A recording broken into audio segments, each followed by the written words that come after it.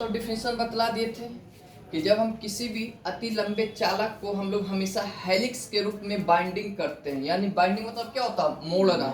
तो जो एक प्रकार का स्ट्रक्चर तैयार होता है उसे हम लोग हमेशा क्या करते हैं, सोलेनॉइड्स। तो सोलेनॉइड्स के कारण जो हमें मैग्नेटिक फील्ड्स उत्पन्न होते हैं उसका मान हमेशा होता है mu naught into n into I, mu naught into n I into I. आपको हमेशा 5 नंबर में पूछता है कि परिनालिका का हमेशा व्यंजक साबित करें या परिनालिका में उत्पन्न हुए चुंबकीय क्षेत्र का सूत्र साबित करें, या फिर ऐसे कह देगा कि साबित करें कि B बराबर म्यू नॉट इंटू एन आई होता। तो आप सोचिए कि परिनालिका जो स्ट्रक्चर तैयार करता था वो कैसा तैयार करता है, हेलिक्स के रूप में। किस रूप में? हेलिक्स के रूप में। किस रूप में? हेलिक्स के रूप में। तो जब कभी भी इससे हम इलेक्ट्रिक करंट का फ्लोनेशंस करवाएंगे, धारा को फ्लो करवाएंगे, तो धारा जब भी फ्लो होगा तो इसी स्ट्रक्चर में होगा कि इस स्ट्रक्चर से बाहर फ्लो करेगा, इसी स्ट्रक्चर में। तो जो भी मैग्नेटिक फील्ड प्रोड्यूस्ड होंगे, उत्पन्न होंगे, वो इसी स्ट्रक्चर के अंदर होंगे कि इससे बाहर होंगे। हमेशा कहाँ होंगे? इसी के अंदर। तो जो भी चुंबकीय फ्लक्स होंगे इसी में ना उत्पन्न होंगे कि इससे बाहर उत्पन्न होंगे। तो देखिए, हम परिनालिका के कारण चुंबकीय क्षेत्र का मान को निकालने के लिए सबसे पहले इस स्ट्रक्चर में कोई हम एक आयताकार बना लेते हैं, कोई आयताकार लूप बना लेते हैं। अब जब हम आयताकार लूप बनाया तो इसका नाम क्या दे दिया, A B C D। इनके बीच की दूरी को क्या दे दिया, x। इनके बीच की दूरी को क्या मान लिया, y। आप जानते हैं कि आयत का आमने सामने की भुजा हमेशा क्या होता है, समान। तो अगर ये x तो ये भी क्या हो जाएगा, अगर ये y तो ये भी क्या हो जाएगा, इतना तो सबको याद है। अब देखिए, आप लोग बच्चे पढ़े होंगे ना एम्पियर का परिपथीय नियम, पीछे से मैं पढ़ा के आ चुका हूं। तो एम्पियर का परिपथीय नियम का क्या सूत्र था, B वेक्टर इंटू dl बराबर क्या था, म्यू नॉट इंटू आई। अब आप सोचिए कि B वेक्टर इंटू dl बराबर म्यू नॉट इंटू आई, ये किसी एक चालक तार के लिए था, किसी एक भुजा के लिए था। लेकिन यहाँ पे तो आयत का 4 भुजा, यहाँ पे आयत का कितना भुजा, 4। लेकिन ये सूत्र एक के लिए लगता, कभी 4 के लिए नहीं। तो हम ऐसा भी तो कर सकते हैं कि ये चारों भुजा के लिए अलग अलग का मान निकाल लेते हैं। तो हमें इस आयत में टोटल मैग्नेटिक फील्ड्स चाहिए। तो हमें टोटल निकालने के लिए, मतलब B वेक्टर इंटू dl निकालने के लिए हमें AB भुजा को भी लेना पड़ेगा, BC को भी लेना पड़ेगा, CD को भी लेना पड़ेगा, और किसको लेना पड़ेगा, DA। तो टोटल मतलब टोटल मैग्नेटिक फील्ड, कौन सा मैग्नेटिक फील्ड, टोटल। तो ये टोटल कितना पार्ट्स में निकलेगा, 4। कितने, AB BC CD और AD। अब यहाँ पे देखिए बाबू, सबसे पहले हम AB की चर्चा कर लेते हैं। तो AB के लिए जब हम मैग्नेटिक फील्ड्स का मान निकालेंगे तो एम्पियर क्रिटिकल लॉ से हमें इसके लिए मैग्नेटिक फील्ड्स कितना हो जाते हैं, B वेक्टर इंटू dl। अब AB के लिए बच्चे देखें, इसका सबसे प्रारंभिक लिमिट A है और इसका अंतिम लिमिट क्या है। जब भी हमारा किसी भी प्रकार का कोई धारा फ्लो करेगा तो A से लेके कहां तक, तो A प्रारंभिक, अब B क्या होता है, इसके बाद इसका दूसरा भुजा कौन है, B से लेके तीसरा भुजा कौन है, C से लेके चौथा भुजा कौन है, D से लेके। ये तो टोटल मैग्नेटिक फील्ड्स की कहानी हो गया, है ना बच्चे। हम आपको बताए थे ना, आप याद कीजिए एम्पियर का परिपथीय नियम, वैसे नियम को हम एम्पियर का परिपथीय नियम कहते हैं जिनमें किसी बंद वक्र के परित, किसके परित, बंद वक्र के परित चुंबकीय क्षेत्र का रेखा समाकलन, चुंबकीय क्षेत्र का बंद वक्र ना कि ओपन वक्र, हम जब भी कंसीडर करेंगे तो बंद वक्र, ओपन वक्र, बंद वक्र के परित चुंबकीय क्षेत्र का रेखा समाकलन, उस बंद वक्र के द्वारा घिरे कुल धारा का मान जो होता है म्यू नॉट के गुना के क्या होता है, उसे कहते हैं एम्पियर का परिपथीय। इन्होंने क्लॉज कर्व न कहा कि ओपन कर्व का। तो देखिए, सबसे पहले हम इस क्लॉज कर्व का मैग्नेटिक फील्ड को कंसीडर कर लेते हैं। अब यहाँ से देखें, ये डॉट प्रोडक्ट है कि स्केलर प्रोडक्ट? 11th में आपने पढ़े थे ना बच्चे कि दो सदिश का डॉट प्रोडक्ट का मान हमेशा ए बी कॉस थीटा के क्या होता है बच्चे? इसको ए और इसको क्या मान ले? तो ए बी कॉस थीटा हो गया। इसको ए और बी मान ले तो ए बी कॉस थीटा, ए और बी मान ले तो ए बी कॉस थीटा, ए और बी मान ले तो हमेशा क्या होता है बच्चे? हमेशा याद रखिएगा कि यदि जहां पे डॉट दिखे ना वहां पे हमेशा कौन सा क्रॉस दिखे तो साइन थीटा। इतना तो हम आपको वेक्टर में पढ़ा के आए थे।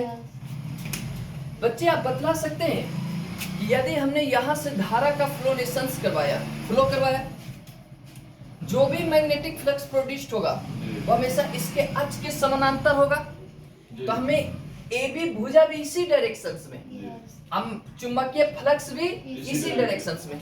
तो जब दो राशियां एक दूसरे के समानांतर होते हैं तो एंगल चाहे 0 डिग्री या 180 डिग्री, 0 या चाहे, लेकिन दिशा समान होगा तब 0 डिग्री और दिशा विपरीत होगा तो 100।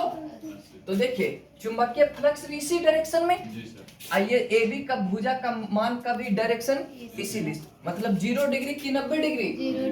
इतना तक दिक्कत? अब किसके लिए बाबू? ये बीसी है ना, हमारा मैग्नेटिक फ्लक्स एक्स में, इसका भुजा कहाँ? दम हचाक से मारिए, कहाँ जाएगा? ऊपर। तो ई एक्स में और ई कहाँ? कितना डिग्री? बच्चे यहाँ देख ले, यहाँ के भी वही बात है।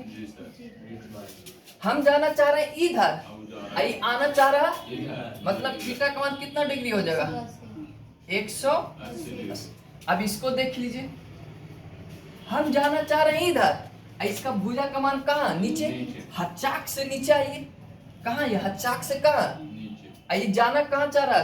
चुंबकीय फ्लक्स, मतलब दोनों परपेंडिकुलर है ना, तो परपेंडिकुलर में कितना डिग्री? 90 डिग्री बन गया। सबके एंगल का मान दे दिया बाबू, सबके एंगल का मान दे दिया, ये 180 डिग्री दे दिया। बच्चे cos 0 डिग्री का मान हमेशा एक होते हैं, एक होते हैं ना? कितना होते हैं? एक होते हैं। तो इसका मान एक को इसमें गुना करिए, कोई फर्क पड़ेगा? क्या लिख दिया? BDL। क्या लिख दिया? अब थीटा का मान कितना डिग्री? तो cos 90 डिग्री का मान कितना? 0। बहुत बड़ा वायरस है ना, जैसे आपके जिंदगी में कोई वो लड़की आ जाएगा ना, आपकी जिंदगी को बर्बाद कर देगा। दमी 100% मान लीजिए लड़कियां लोग वायरस होता, दूर रहिएगा, समझ रहे हैं? ये 0 हो गया। ये देखिए cos 180 डिग्री का मान हमेशा कितना होता है? 0। गलती बोले, cos 180 डिग्री का मान हमेशा 1 होता है। अब यहां से देखें, इसका मान हमने 0 क्यों लिखा? इसका एक कारण है, क्योंकि ये जो है CD जो है C से लेके कहां तक है? इस हेलिक्स स्ट्रक्चर के बाहर है कि अंदर है? बाहर है। और बाहर की ओर मैग्नेटिक फील्ड का मान क्या होता है? लिखा है ना थ्योरी में, इसीलिए हमने इसका मान क्या लिख दिया? क्योंकि यहाँ पे मैंने लिख दिया बाहर की ओर होने के कारण। अब यहाँ देखिए बच्चे, कितना डिग्री बन गया? cos 90 डिग्री 0 कितना होता? 0 वायरस है, ये टोटल को क्या कर दिया? 0, टोटल 0, बाकी क्या बच गया? सिर्फ B इंटू, इसका लिमिट्स क्या था? A से लेके कहां तक? B तक। बाबू B तो कांस्टेंट, इसको बाहर कर लिया, DL का इंटीग्रेशन क्या हो गया? L। सबसे पहले कौन सी लिमिट? अपर, उसके बाद अपर धनात्मक का लोअर क्या होता? ऋणात्मक। इसको क्या मान लिया? 2। क्या मान लिया? अब देखिए बच्चे, इसको आपने क्या माना? 1। तो 2 का मान चाहे 1 में रख दें या 1 का मान 2 में या 2 का मान 1 में। अब देखिए बच्चे, यहाँ पे क्या था? I था ना, मतलब I मतलब धारा। तो धारा किसका अनुदिश फ्लो करेगा? आयत का अनुदिश। क्या आयत का अनुदिश नहीं करेगा? तो आयत लूप में प्रवाहित किया गया धारा। तो बच्चे यहाँ पे गौर से देखेंगे, आयत लूप में प्रवाहित किया गया धारा, इतना तो आप समझ रहे हैं? तो आयत मतलब A से लेके कहां तक फ्लो करेगा? B करेगा ना। अब इनके बीच नंबर ऑफ टर्न जो है वो n हो सकते हैं कि नहीं हो सकते? तो A से लेके कहां तक फ्लो करेगा? तो इनके बीच के डिस्टेंस को तुमने कितना माना? x। कितना माना? कितना माना? x। कितना माना?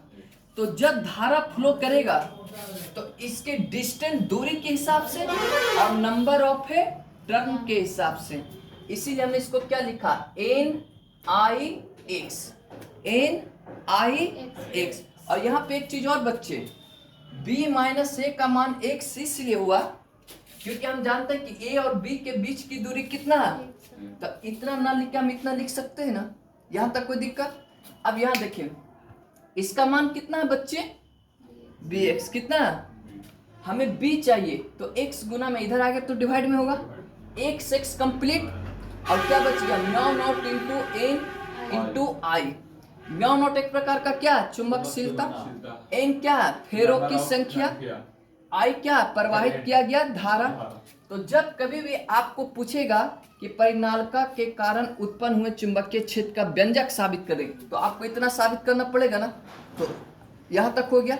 अब हम आपको अगले वीडियो में बताएंगे टेरोइड के कारण चुंबकीय क्षेत्र कितना उत्पन्न होता है। तो आज ही